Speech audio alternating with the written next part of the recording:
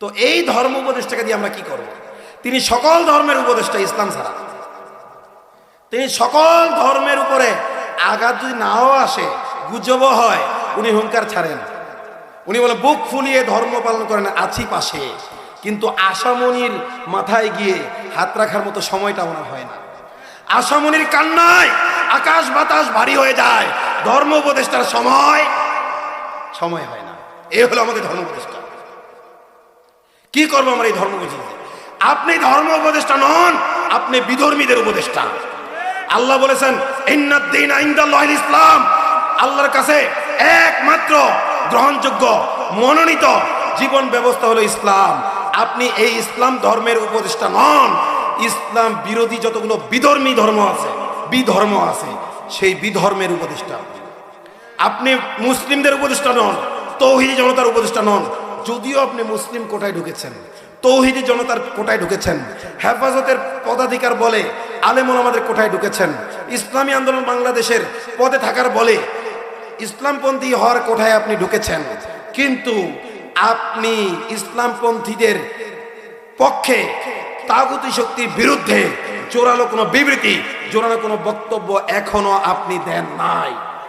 আমরা এর তীব্র নিন্দা ও প্রতিবাদ জানাই। ধর্ম উপদেষ্টা, আপনি আল্লাহর বিরুদ্ধে কিছু হইলে প্রতিবাদ করতে পারেন না, রসুলের বিরুদ্ধে কিছু হইলে প্রতিবাদ করতে পারেন না, অথচ আপনার বিরুদ্ধে কেউ কিছু যদি একটু ক্ষোভ প্রকাশ করে, আপনি যেখানেই থাকেন, বিশ্বের যে প্রান্তেই থাকেন, আপনি হুঙ্কার গর্জন দিয়ে ওঠেন। আপনি সৌদিতে গেছেন, রাষ্ট্রীয় সফরে গেছেন, নাকি উমরা করতে গেছেন, মধুপুরের পীর সাহেবকে কি বলে গেছেন আপনি? মধুপুরের পীর ফ্যাসিবাদ বিরোধী আন্দোলনের আইকন, তার রক্তাক্ত ছবি আজকে সারাদিন দেখেন ফেসবুকে ভেসে বেড়াচ্ছে। আপনি পারলে আপনার এমন একটা রক্তাক্ত ছবি দেখান, আপনার পরিবারের একটা রক্তাক্ত ছবি দেখান। মধুপুরের পীর সাহেবের ছেলেরা সবগুলো আলেম, কেউই বাড়িতে থাকতে পারে নাই হাসিনার আমলে, মধুপুরের পীর সাহেবের।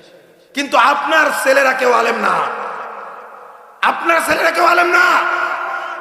মধুপুরের পীর সাহেবের সব ছেলেরা আলেম, এবং এই আলেম হওয়ার সুবাদে এবং মধুপুরের পীর সাহেব যেহেতু অত্যন্ত বয়োবৃদ্ধ একজন আলেম, সারা দেশের মানুষ তার পক্ষে ছিল, এবং হাসিনার ইমেজ নষ্ট হবে এই জন্য তার মাহফিলগুলোতে তো বাধা দিয়েছে, বিভিন্নভাবে তাকে হয়রানি করেছে, কিন্তু গ্রেফতার করার সাহস খুনি হাসিনা পায় নাই। যেই সাহস খুনি হাসিনা পায় নাই, ধর্ম উপদেষ্টা আপনি সেই সাহস দেখাইছেন।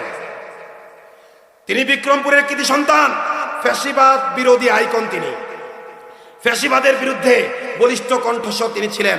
তার সন্তানরা সবাই জেল খাটছে হাসিনা।